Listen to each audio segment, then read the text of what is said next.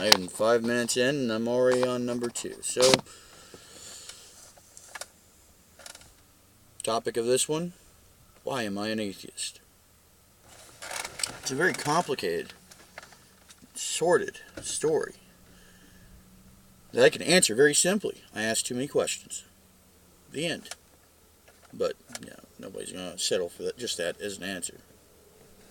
It's a bullshit answer. It is. It really is. But if you really want to get technical, I'm an atheist because I ask too many questions. First. Second reason I'm an atheist. My morality is much stricter than most texts, most religious doctrine. Now, if you want to throw Buddhism into the mix, it's kind of questionable. I might actually have looser morals than Buddhism. I have no idea.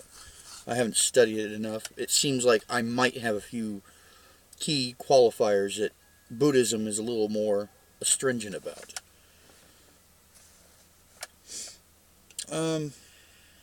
Why am I not a Buddhist? Well, it goes back to the first one. I ask too many questions. Can't settle for an answer that can't be proven.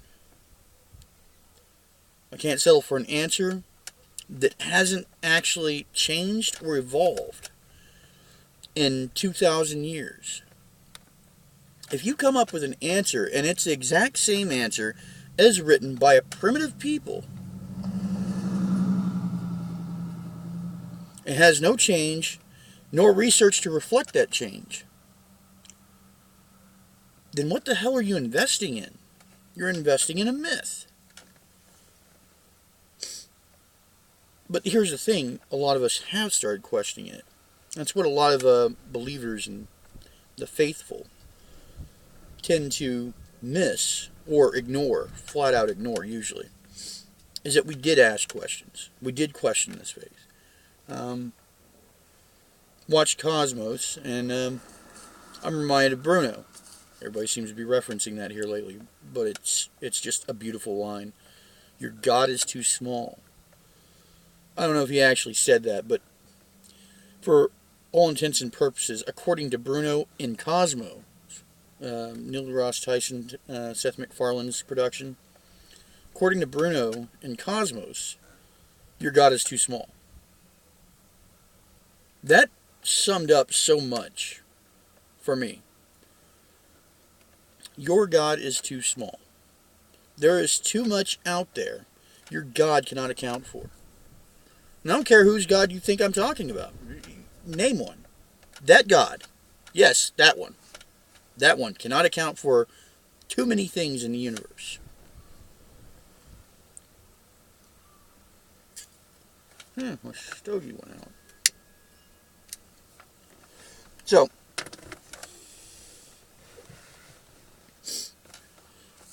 right around the age of 12, I would say, 12 or 13, when I became exposed to facilities. I spent most of my teen years in a facility because I came from a broken home. It was pretty tragic at the time, but looking back on that, reflecting on that, I don't feel bad about it. I don't feel tragic about it. I feel like I was given perspective. And I feel like a lot of people that went through that, they missed the opportunity to get perspective. So,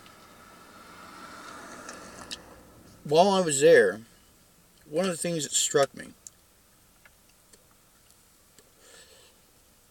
is that you have these people that have done terrible things to terrible people. They show up to the volunteered ministers' church sermons on Sunday in one of the facilities. Most facilities would have a volunteer minister that would come in and offer to preach to these kids. I still don't think that these ministers had any ill will. I mean, I think they were great people. They were wonderful people. They were doing what they thought was good for the community. I asked Jerry DeWitt. Jerry DeWitt is a minister turned atheist. And he stayed a minister for quite a while, despite being an atheist. And there was a reason for that, because somewhere they have this hope to have a positive impact. I think that's actually true for most ministers that didn't actually go out and get rich. You get these local ministers in these local churches. I feel confident that most of them, the ones that aren't wealthy, that aren't getting wealthy off of it, those are the ones that are probably doing good and have good intentions and actually have a positive impact on the world. But I watch these ministers come in and preach to these troubled children. I'm kind of on the fence of what I call a child, because at a certain point, for me, I became aware of right and wrong. And once that happened, I feel like I become more accountable as I become more aware. So by the age of 14 or 15, I'm very aware of what right or wrong is.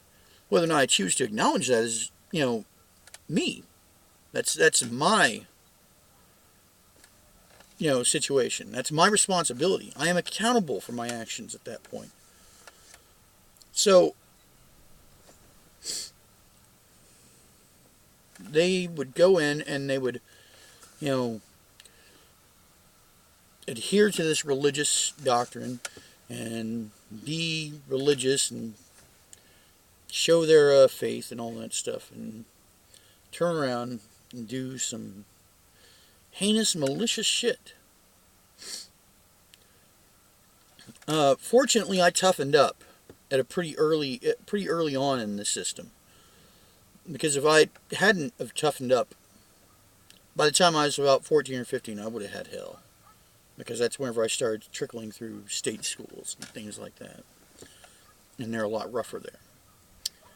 But because I finally stuck up for myself, finally fought for the first time in my life, my early teens,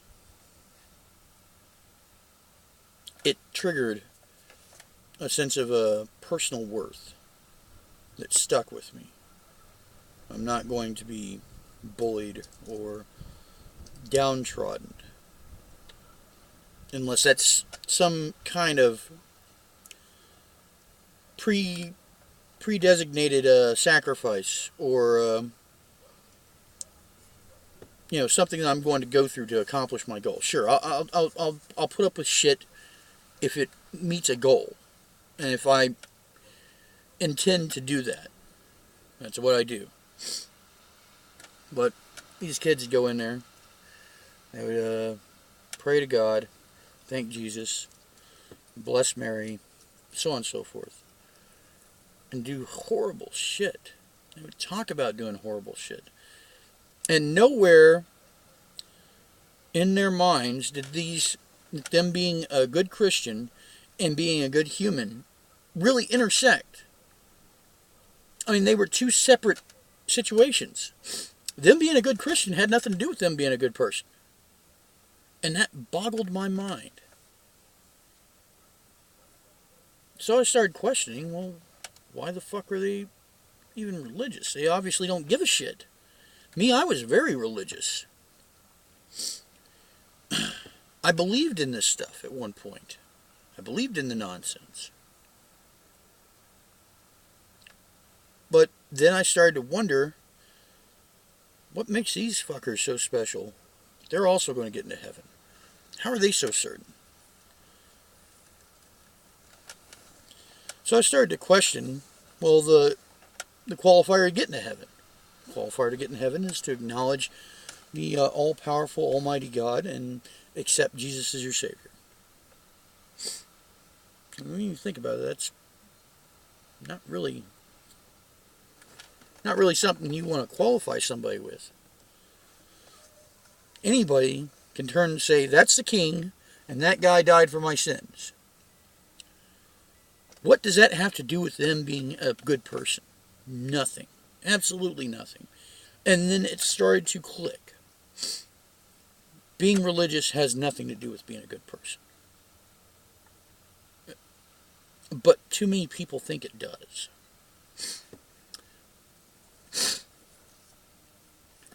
If somebody said they were religious because they were afraid of going to hell, I'm actually somewhat okay with that. You're afraid of the ultimate dictator smiting your ass. And the Bible has plenty in it to indicate, and so does the Quran. I'm not so sure about the Torah. Well, the Torah is all Old Testament anyway. So yeah, sure, the Torah. We'll throw the Torah in there too. The Quran, the Torah, the Bible. They all suggest that God will whoop your fucking ass if you don't give sovereignty to him. So if somebody's following God because they're scared of getting their ass whooped, that's a pretty good reason. If you believe that's going to happen, that's a damn good reason. It's a very evidential reason according to the text. But then if you get the chance to actually start to question God in the first place, and this is coming from somebody that had faith, you actually start to question, how could he exist? It opens a door, is what happens. And you step through that door. You have a choice. When you first question God, you have a choice. You can continue to question him, or you could assume yourself to be a sinner and you must make up for doubting God. And most people make up for doubting God. Not many people ask the next question. So, my first question, I suppose, was, what makes being devout to God, how does that make you a good person? It doesn't. That was the answer. It doesn't. It doesn't make you a good person. Being devoted to God does not make you a good person whatsoever. There is no qualifying indication that your sovereignty to God makes you a good person. There is no moral backing to that. You acknowledge somebody's king, you acknowledge somebody died for your sins, you're done. Feel bad that you did something. That's it. You don't have to correct it. You don't even have to be accountable for it. You can always blame the devil, which I eventually come to accept as being the downtrodden hero of the Bible. He is, if you think about it. The devil is Lucifer, the downtrodden hero of the Bible. He didn't accept being made second-class citizens after being made perfect. Well, you got this sinful creature down here, and then you have us that are us angels that are built to serve God and be these perfect beings. We are perfect. We are perfect. We are perfect. Why the hell are you making them the better person? They're the fuck-ups. So he got mad that the perfect person that follows all the orders and does all the right things and knows the rules and respects the rules are second-class citizens to these shitheads down here. These fucking hairless apes. These fucking hairless apes are now the kings. These are the people that you... Alright, well that makes no sense, so me following these rules makes no fucking sense either. Who's with me? Okay, so he gets kicked out of heaven. Sure, alright. He's still the hero. Even after that. Because what is he after that? He's the guy that takes care of the bad people. He's the prison warden. He has a lower he has a lower kill ratio than God. I think the Bible has him recorded as killing 10 people. You want to take a wild guess at how many people God killed? It's really hard to calculate. I think somebody actually managed to do it at some point, but even then it's kind of skeptical because you don't have a full number on who all's there whenever he wiped out the planet a couple of times.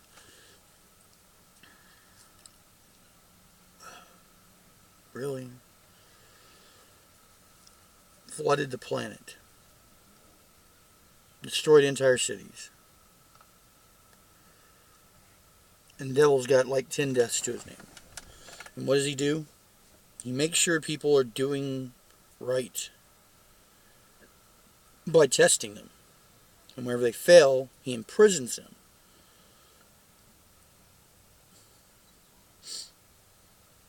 So, Lucifer is the downtrodden hero of the Bible.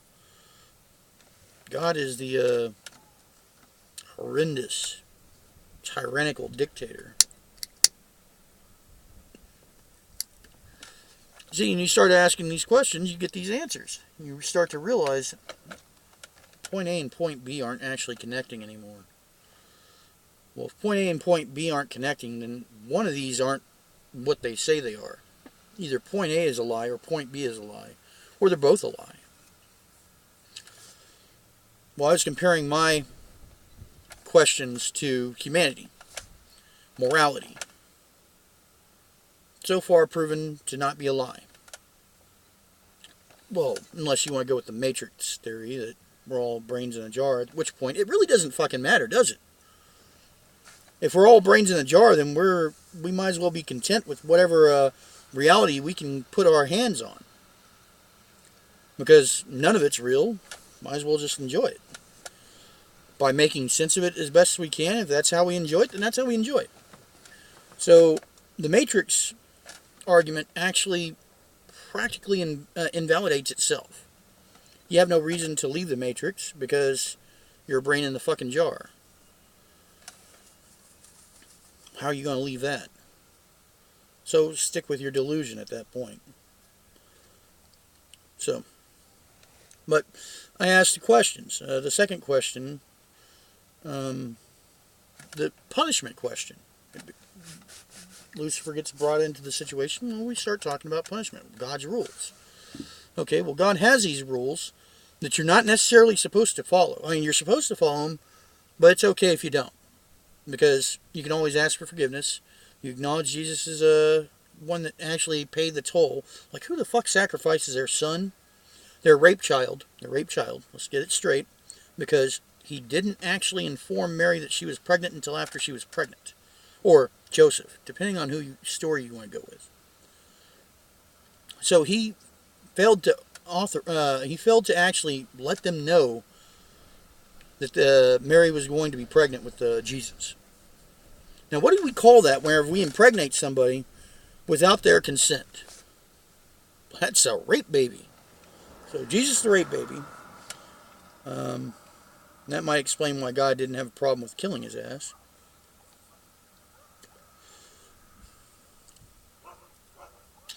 Now I started to ask other questions, like the age of the planet is. Originally, I was taught that it was 6,000 years old. This planet is 6,000 years old. You know, it didn't take me long to pull that one apart. So here's my little joke for that, by the way, you young Earth creationist nut jobs. My little joke for that.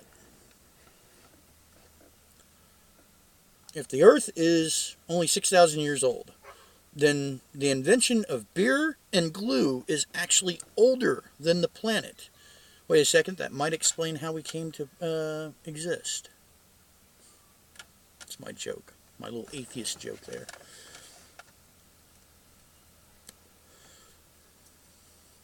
Beer and glue.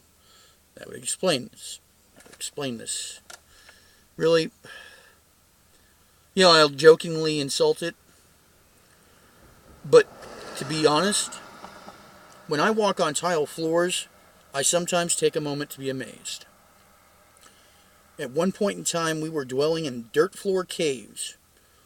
And at some point, we decided to fashion, customize, design, and decorate where we walk. tile floors. They're my little, boy, we came a long ways sort of notation. I mean, that's vanity right there. We have vanity floors, if you really think about it. We are vain about our floor. We're vain about our yards. And the yard I'm in right now, it may not be all that it's cracked up to be, but, you know, it's more because of the type of grass that's in the area than it is the maintenance. Because it looks like they keep it trimmed. But manicured lawns. We manicure nature. And we've got trimmed bushes over here. I'm not going to show people's houses because that's a bit rude.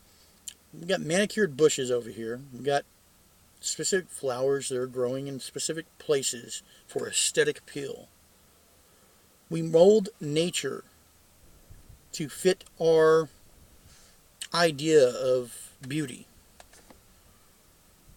We used to fucking have a hard time finding a warm place to sleep, and now we're manicuring nature. Not that I'm actually a big supporter of that, but it still goes, stop and think about that. Dirt floors, manicuring nature. What a leap. What a jump. And if you were at all watching Cosmos, beautiful job by Tyson, by the way. Oh. I can't wait to see him in May. I will be seeing him in May. The guy that's selling me this car, by the way, I went to brag to him about how people were nice enough to get the ticket for me, even though I was constantly being bogged down by costs for my truck. My truck was constantly sucking my paycheck out. So I went to go brag to him about it. That son of a bitch got AA seats. AA orchestra seats.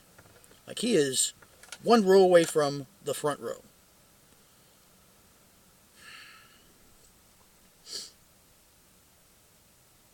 Yeah, that's another, yeah, I'm definitely not going to say who he is now. Be inappropriate at that point. Somebody might want to try and get those tickets. He's got 3 or 4 of them.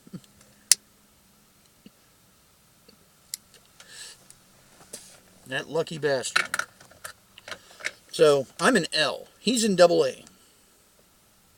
He said he hopped right on it as soon as the box office opened. Of course, he works for the internet, so that kind of helps him know exactly when the timers are. So, I didn't become a full hard-on atheist. I didn't become a full hardcore atheist.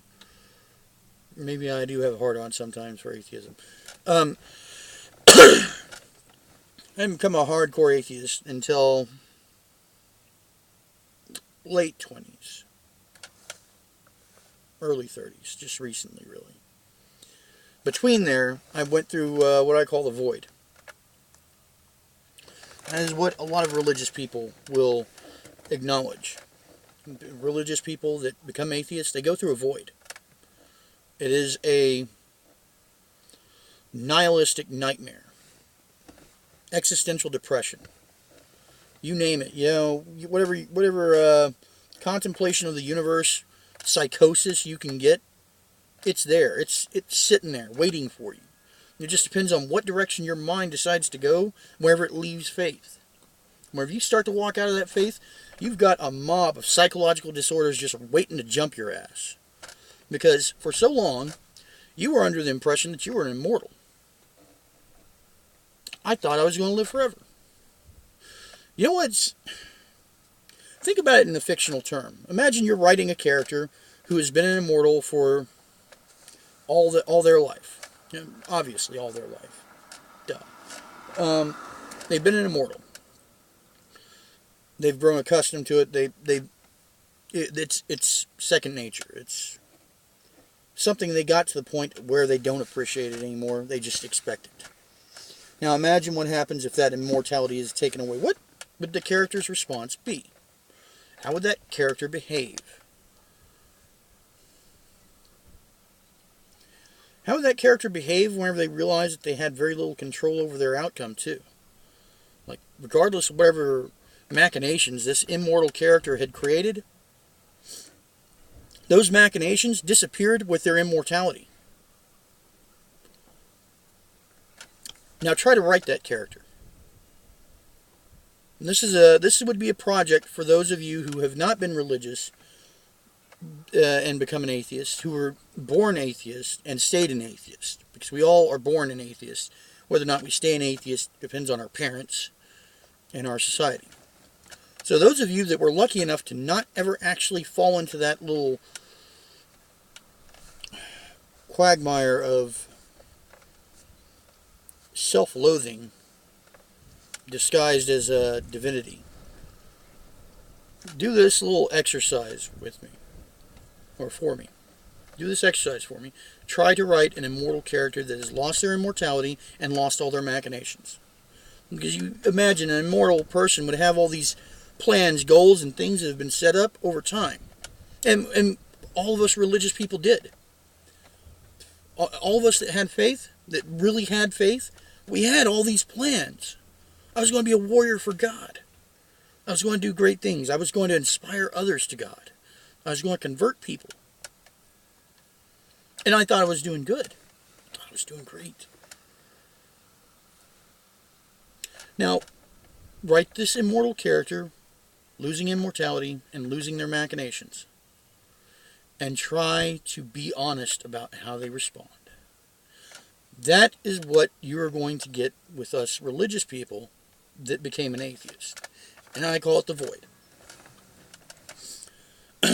Usually, I'm not going to say usually, because I only have my own example to go by. My example was that I went through hedonism. Like absolute full hedonism.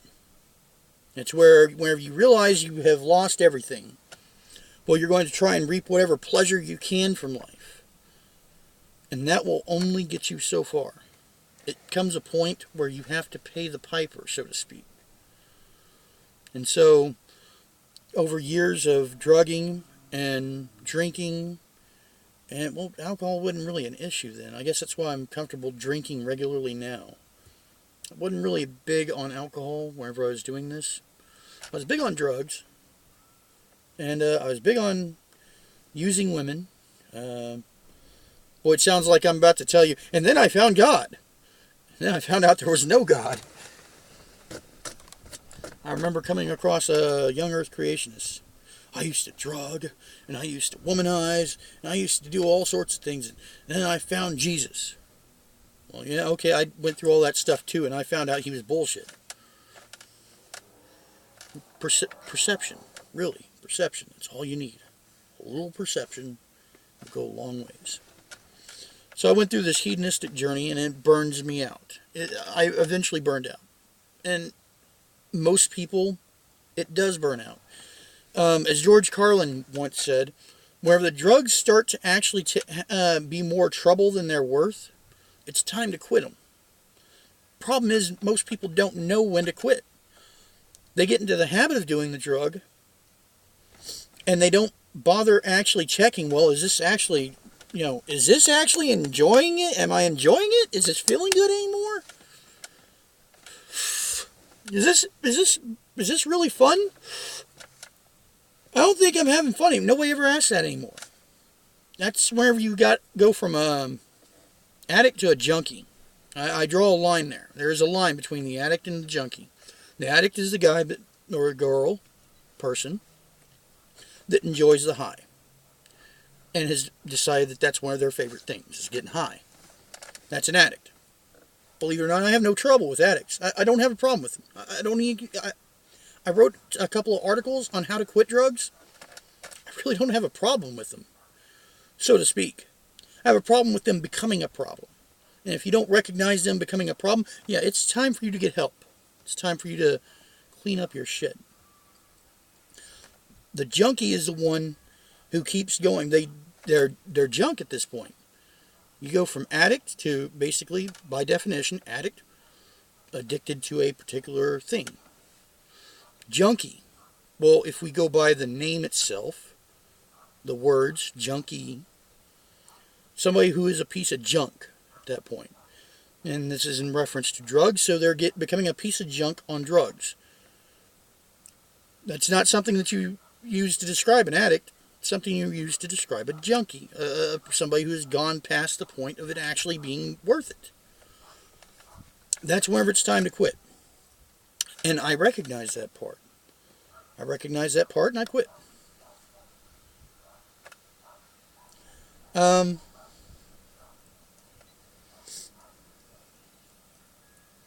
Once I got past the hedonist lifestyle, I was pretty much left with, well, hell, I nearly killed myself. I was staying at the Red Roof Inn over on Spring Valley. And not many people know this. So the fact that I'm putting it out there on a vlog for the general public, I imagine there's going to be a few people that are going to get pissed off at me. Why didn't you tell me? Nah, wasn't important. And that's the point. Whenever you get to the point where you're ready to kill yourself, telling somebody it's not important. It's not. Sorry, fuck you. It's not important. I got to the point where I was prepared to go. I was actually went out and bought some rope. I was going to hang myself from the overpass on hell, I forgot what street it was. I think it's Mayhem. Wasn't an aptly named street. No, it wasn't Mayhem. It was a street that adjoins Mayhem from 75, right next to the Red Roof Inn and the Denny's. I was going to go out there and hang myself, because I had it. Actually, I had this really morbid idea, because, you know, you get to the point where you want to kill yourself. If you truly want to kill yourself, you start thinking of how to make sure it happens. So the idea was I was going to measure out enough rope so that I'm hanging right in the line of traffic. Oh, and this was going to be cruel to somebody. I was going to fuck somebody up for life with this. I was going to fuck up a lot of people for life with this. But being suicidal is so self-involved that you forget about everybody else. It's only about you. It's the most selfish thing in the world. And it's not saying that selfish is bad, but in this case, yeah, you're really just wiping your ass on everybody else's life. So, I was going to measure out a length of the rope just so that I dangle a few feet off the ground of the highway, so that whenever something hits me going at 75, 80, 90 miles an hour, it was going to tear my body off of my head. I was going to knock my body clear off my head by the rope. I was going to pop my head off. I was going to guarantee death right there. So if somebody tried to cut me down from choking, well, first they're going to have to haul me up. They can't cut me down. It's not safe to cut me down because I'm in the middle of a fucking freeway. Then they have to get to me before, Highway 75 traffic hits me. So, this is a sealed deal. I go and jump off that bridge, it's over. You can't stop it.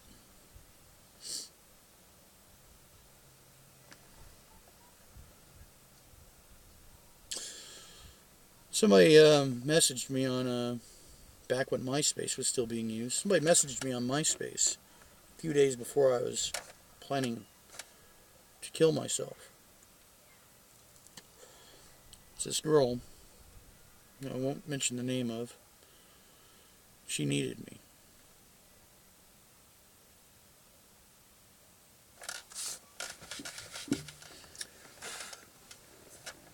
She needed me, and I needed to be needed.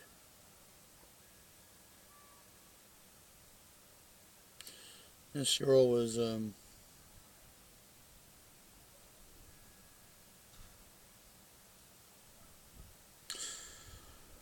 I don't want to talk about it too much, but suffice to say, she spent a few days with me.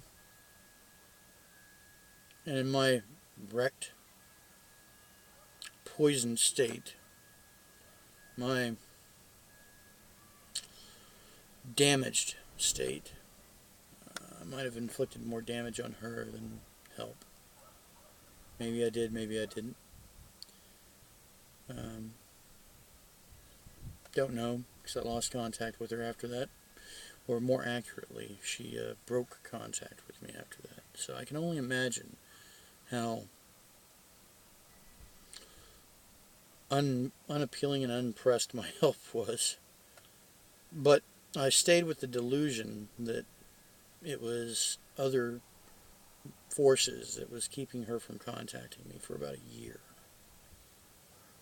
And in a year of waiting, trying to get back in touch with her, trying to make sure she's okay, planning to help her get away from her terrible life.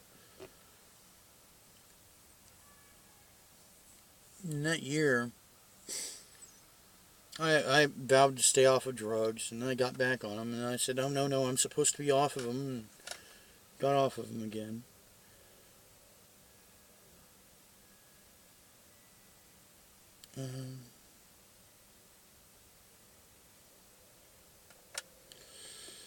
I don't know. I guess it kind of puttered. I waited out my depression a little bit.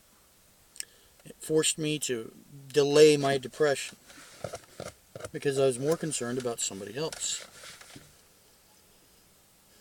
So, it's absolutely true. If you don't love yourself, you can't love someone else. You can't properly love them. You can love them, but it's not going to be much good to them. It means you have to care for yourself to be able to properly care for. That's how they should say it. You want to be able to care for others, you need to care for yourself first. Because that whole love yourself bullshit, you can love somebody deeply, deeply love somebody without loving yourself one bit. You can absolutely despise yourself and still love somebody so very deeply. So, I think I'm going to make a note to not ever actually say that again and try and correct other people whenever I hear it. You can love somebody without loving yourself. It's just you can't care for them without caring for yourself. And there is a difference.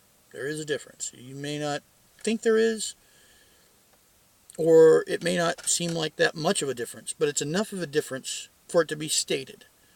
Because I was deeply in love with this girl. And,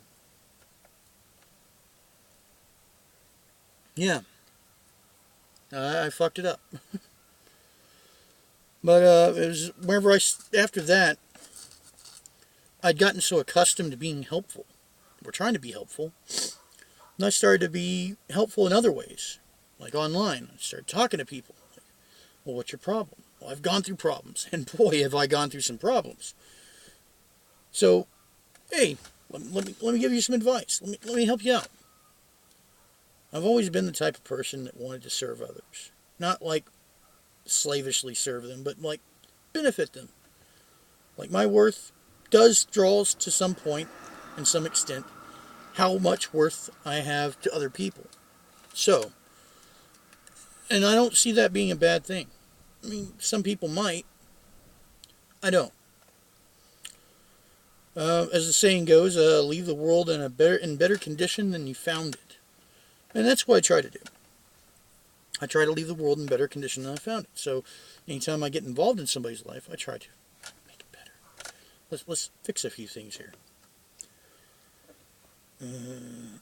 It's very selfless. And selfless isn't all it's cracked up to be. It's a wonderful thing for a person to be selfless to everyone except themselves. Being selfless to yourself sucks. And frankly, it may not even be that healthy.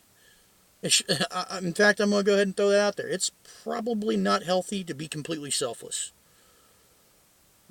Because I don't know many people that can actually psychologically handle not having any personal worth or having all their personal worth hinge on somebody else. So, while I started helping these other people and talking to them and conversing with them, becoming friends with them, so on, I started building this ego. This ego that's responsible for me quoting myself so often. It's responsible for me memeing up my own conversations. So, this ego is what keeps me going. Let the ego off the chain. If you're any kind of creative person, you got to let that ego off the chain. If you build yourself in some kind of creative field, you got to let the ego off the chain. Because, as the saying goes,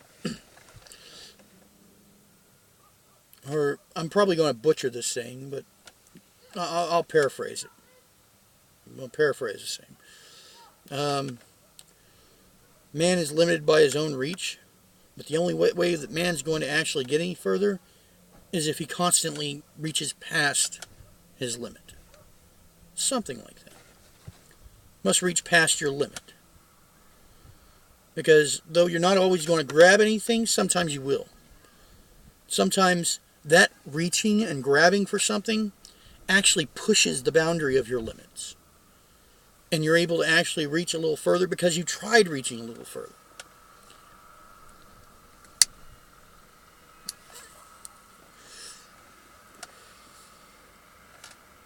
All these things I can define without a God. And all these things... Hello, Chuck. All these things I find to be debilitated with a God.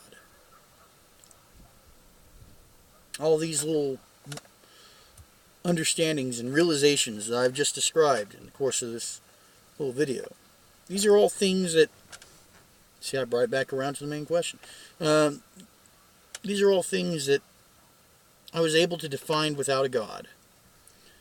And that actually loses their definition, their luster, their integrity with a God. At least with anything defined by religion. And here's another thing. No God in the face of this planet that has ever been defined has grounds to exist and has in fact been falsified. Every defined God has been falsified. Now notice that I said defined God. That's because I have a certain little spot of acceptance.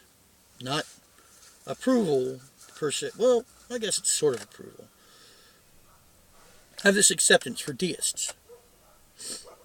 I have this acceptance for deists because deism submits that there is a God, but that God is unknowable, undefinable, and outside of our understanding. That makes perfect sense for a God if you were to use any historical definition of a God. Any example of a God that has ever been. The only God that makes sense... Let's roll up the window here. Any God that really makes sense is a God that exceeds all standards of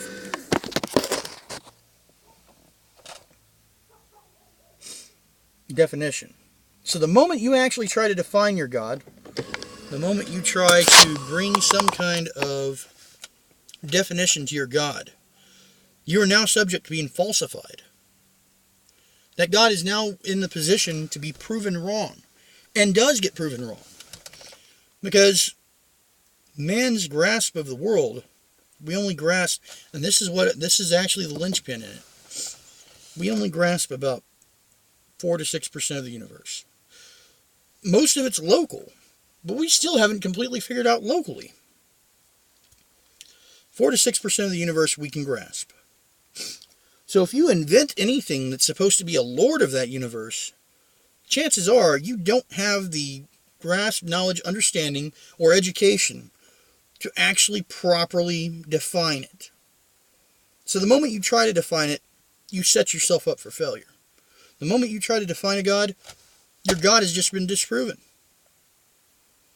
It's the only way you can actually accept this God in a way that can be beyond falsification is to presume that you don't know him whatsoever.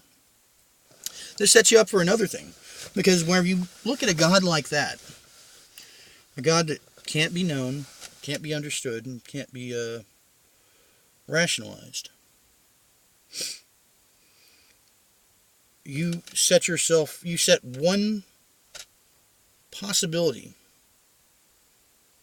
that can be defined, though ambiguously, is that this God for whatever reason, is beyond being known, has no intention of being known, and has no intention of you knowing its will. A supreme being couldn't let you know its will, or doesn't want to let you know its will. Well, which one makes more sense? Wherever you go with the supreme being scenario. Supreme being that has the word can't isn't a supreme being. So, this all-powerful, all-knowing being somehow mysteriously doesn't want you to know that they're there, though should have all the capability and possibility of being able to do so. So the only thing you can actually bet on is that he doesn't want you to know. That makes him go from being the God of the gaps to the God of irrelevancy.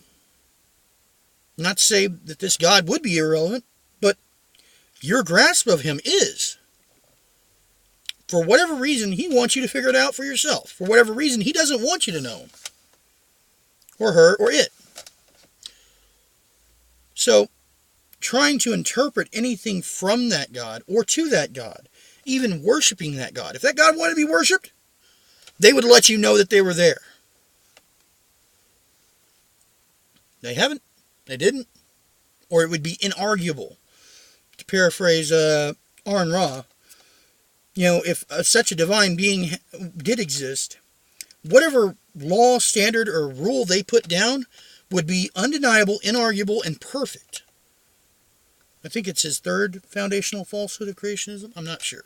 You should check him out, by the way. Foundational Falsehoods of Creationism. Awesome watch. Lays everything on the table.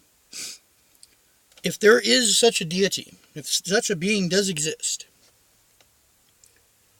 then whatever rule they had would be a universal law and beyond arguability. It would be perfect. And since no such rule exists, you have 3 fights going on right now over the same fucking God. I'd say that that's proof that there is no God. 3 major fights over the same God, and no God showed up to say, hey, that one's the one that's got it. The rest of you are fuckheads. Or all of you are fuckheads. None of you got it right. Now die. You don't see that. You haven't seen that. That is not historically notable of a God wiping out any people for being wrong. Or correcting them. Or showing up and, proving anything. So the only thing you can bet on, from a rational point of view, the only rational point of view of understanding a God is, the only logical view, is that God doesn't care. Doesn't want to be known, and for whatever reason, you're not going to. So, dictating any kind of religious principles or precepts, doctrine, anything of that, throw that shit out the window. You can't. It's beyond your grasp. Why are you even trying? Best bet is to try and figure out how to be a good human being. How to be humane. How to be moral. People are confused about what moral is. I don't understand that myself, but figure out how to be a moral person. How about figuring that one out? How is that how could that even remotely be a bad idea? All these religious people that say, oh no, you can't not believe in a God, you can't not have faith. Faith is a fucking denial of reality. Another hole in the whole God thing that I don't ever actually hear. I hear people hint to it, like Aron referring to God being magic. Okay, how about this one? How in the hell, I love that I get to use hell still. How explain to me how a God could be supernatural? That shouldn't even be possible. Because supernatural means beyond nature, right? It means outside of nature. If the God created the universe, how is the universe not a natural part of the God? How is the God supernatural? How could God possibly be supernatural? It is impossible for God to be supernatural if God created the universe. The only God you could have that is supernatural is a God that didn't come from this universe, nor belongs to this universe. So, the only God you would have is a God that fucking pillaged the place. Took it over, stole it, whatever you want to throw in there. God could not possibly be a part of this universe in any way and still be supernatural. It's impossible. It doesn't make any rational sense for a God to be an aberration to his own fucking creation. How can you do that? How could a God be unnatural to its own creation? Did anybody ever stop to think about that? How could God not be natural? I mean, score one for the pagans for maybe recognizing this, but nobody else seems to. And we've already kind of thrown the pagans out the window. And man, what a world! Boy, wouldn't this world be in a different place if the pagans actually won over the Christians? We might have some slightly more reasonable religion going on then. But then we'd also be wearing crystals around our necks instead of crucifixes. Well, that's quite a bit less morbid. Yeah. So yeah, there's a rundown of how and why I became atheist and where my views are. I am what you call an Apistevist atheist. Kate Farr, aka the BionicDance, is the one who created the word Apistevism back in 2010. It means A, without, pistevo, faith, without faith. So, I'm without faith. Faith is, as Aron would put it, intellectually dishonest. I say faith is, personally, my point of view, my take on it is that faith is a denial of reality. It is denying the rules of reality. You have certainty, which comes from fact. You have belief, which comes from reason. Then you have faith, which comes from denial. Very simple way to understand them all. I can have a belief. In fact, everybody has a belief where they don't go out, or they just generally don't go out into the world or don't make any decisions. Whenever you make a decision, you have a belief of how the outcome of that decision is going to be. Either that or you're a glutton for punishment. Who knows? But everybody has a belief, and their belief is founded on reason. Now, that reason doesn't have to be founded on fact. It can be founded on faith. There's no actual distinguishing factor there. The fact of the matter is, you only have to have a reason to believe it, whether it's believing a lie or believing truth or fact. So, fact, which is certainty, belief, which is reason, and faith, which is denial. Think about that.